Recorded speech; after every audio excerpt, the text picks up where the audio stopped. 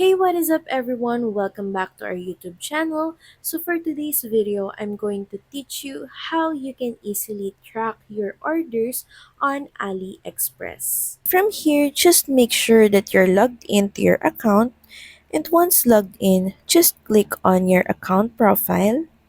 From here, you can easily see My Orders section. Just click on View All. And from here, you should be able to see all the lists of your orders and their statuses.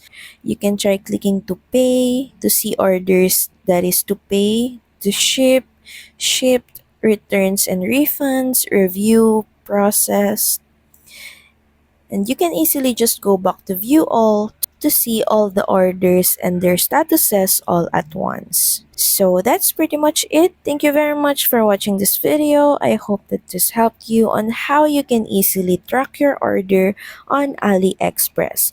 Please don't forget to like, share, and subscribe to the channel. And I will see you again on the next one.